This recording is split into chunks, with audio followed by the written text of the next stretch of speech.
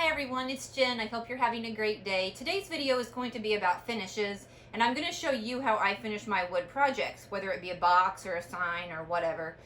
So the first products I want to talk about are acrylic paints, and I'm sure you're familiar with those, the craft paints, and then this is actually, I got this from the hardware store. It's like a sample wall paint, so we can use those. My baking soda is here because I mix it with the acrylic paints to make a chalk paint, and we'll be doing that in the second part of the video. This is a dye ink. It's liquid, and when mixed with water it turns into like a colored stain. There's many different colors of this dye ink that you can get. For solvent products, I have some stain, which I use quite a bit. I'm going to mix a couple of products with some isopropyl alcohol, just rubbing alcohol. And the first one being this powdered dye. It's from Jacquard, and I believe this comes in 13 different colors, but you could mix them and make your own custom colors as well. So this is going to be something neat and new to try. I'm also going to be using this liquid alcohol ink. I'm going to dilute it with a little bit of rubbing alcohol and use this as a colored stain as well. So I'm pretty excited about that, because it actually opens up a lot of options, because a lot of these products come in many different colors. So the possibilities are pretty endless whenever you think about the color choices that you have. I'm also going to be using some spray paint, and then I usually finish all of my projects with a clear coat, a spray clear coat. So this happens to be flat. You will see in the video that I do spray a couple of pieces with glossy, which I usually don't do, but there's a reason that I use glossy for those certain pieces. In addition to the products that I just talked about, you're going to need a few other things. You're going to need a vessel, some kind of container to mix your finishes in. I have a little disposable cup. You're going to want some gloves. You do not want that ink or stain on your hands. I have a little rag here that I've cut from a towel that I'm going to use for my regular stain.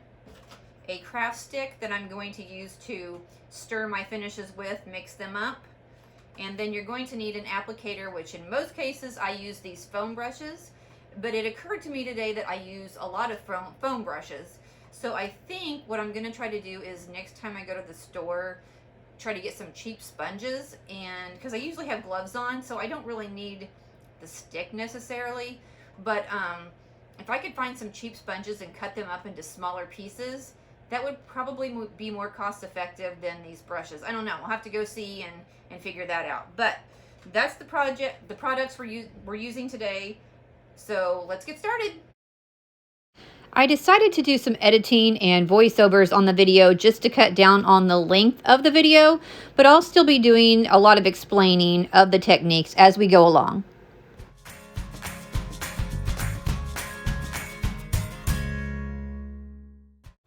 For this first technique, we're going to be doing a distress paint using acrylic paint. I have my first base coat here. I have sanded my piece of wood, so I'm going to add a little bit of baking soda to the paint to make it chalk paint consistency, and then I will apply the paint with a bristle brush. And don't worry, adding the baking soda will not change the color of your paint.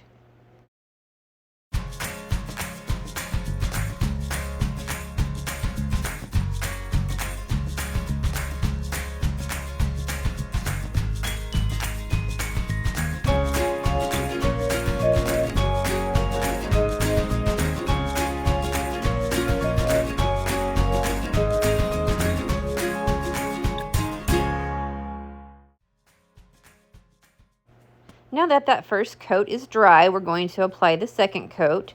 We're going to use a gray color for the top coat. I'm adding some more baking soda to make it chalk paint consistency. I'm going to mix it up and then apply this over the blue color, and we'll distress after the gray dries.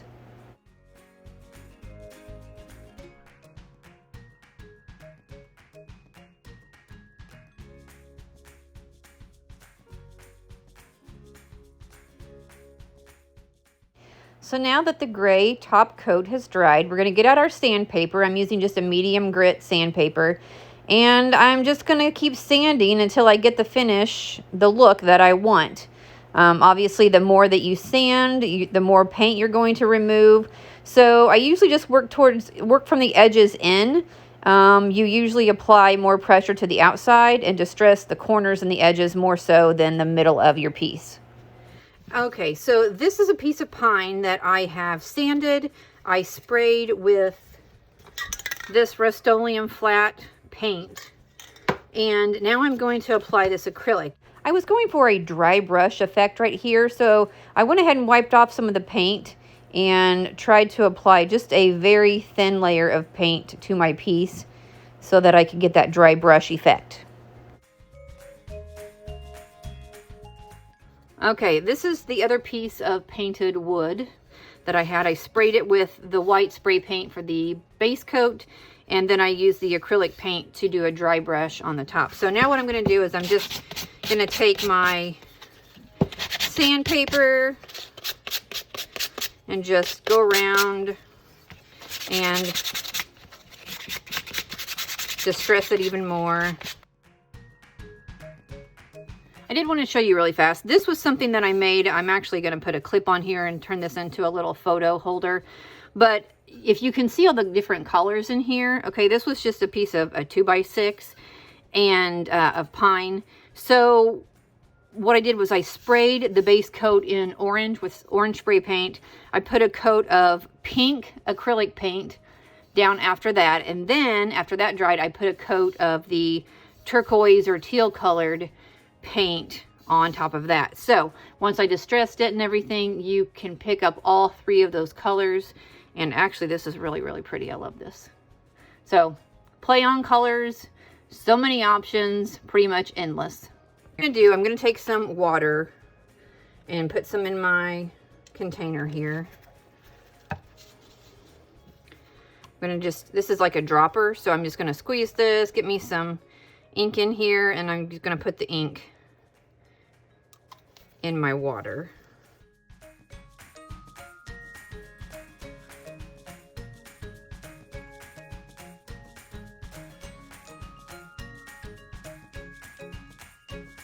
I'm going to go ahead and add another dropper of dye and mix it up. Let's see, I'll use the opposite side. So I'm going to mix this dye.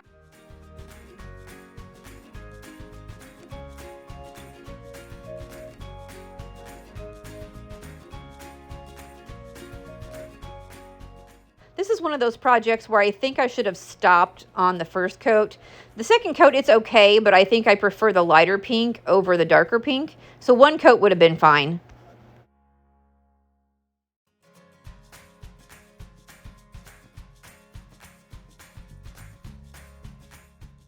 This technique is just stain, nothing spectacular. Most people know how to apply stain. You just want to make sure you stir the pigment up before you go to apply it. In this example here, I'm showing you that when I put together this project, I use wood glue, and stain will not go over wood glue. So if you have any glue on your project that is not wiped off and you decide to stain your project after it's assembled, that could happen to you as well.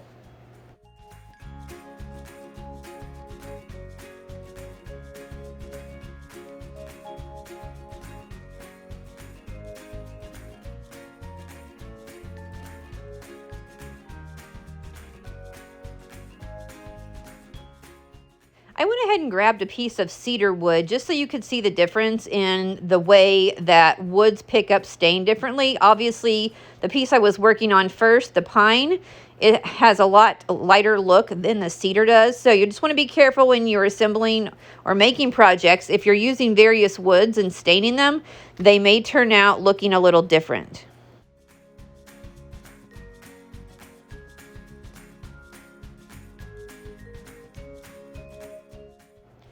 For our next technique, we're going to be using the basic dye and some isopropyl alcohol.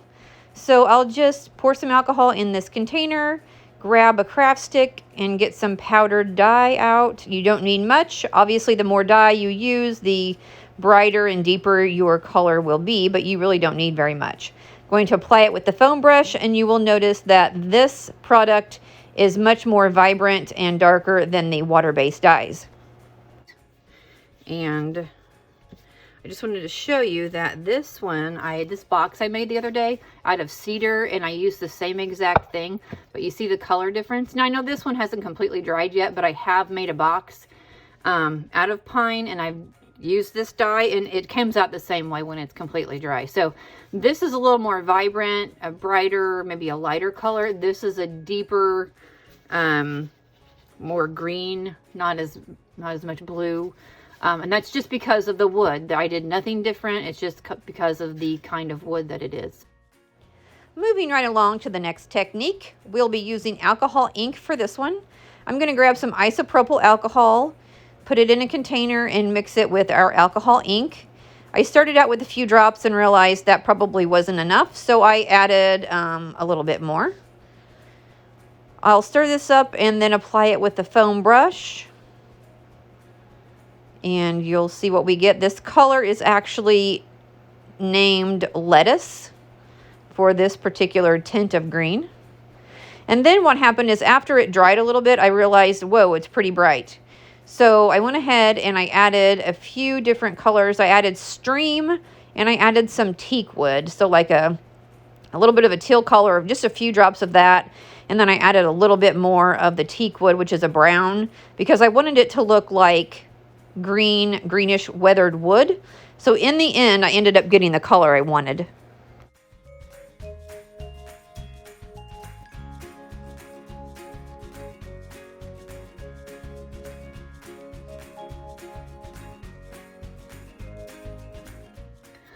This is the finished piece of the alcohol ink products, and this is actually exactly what I wanted it to look like. So I'm not sure what it looks like in the video color wise, but it's like a weathered dark green. You know, there's brown tints in it, but obviously you can see through it. It's like a stain, but yet it has color to it. So many options. Love it. This next technique is kind of extra. I did not talk about this product in the first part of the video. I had 2 extra pieces of wood sitting there, so I thought, oh, we'll try whatever I have sitting around.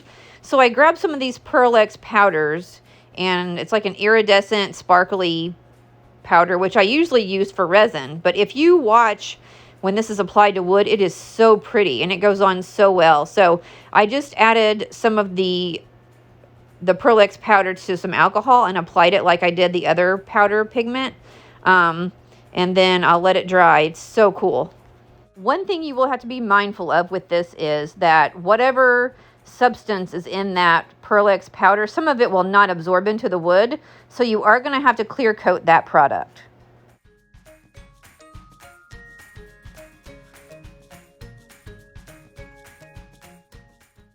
This was another random idea that I had. I had used the Pearl-Ex powders in the blue color, so I went over and grabbed the Pearl-Ex in the purple color and the dye purple as well. And I thought, if I mix the two, let's see what it looks like. So I did, and it turned out so cool. It's a really deep purple, but yet it has a really good shimmer to it. And you will have to clear coat this as well because of that Pearl-Ex powder.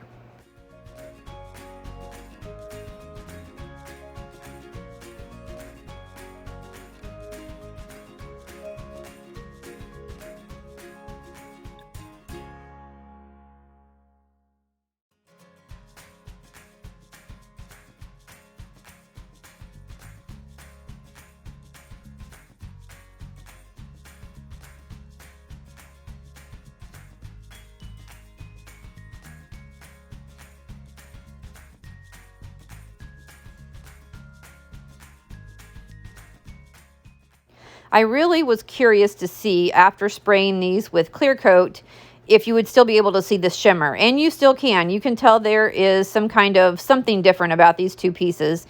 And I did use a glossy coat with these two. I usually use a flat, but with these I use glossy today. Okay guys, just to recap, this is the end of the video.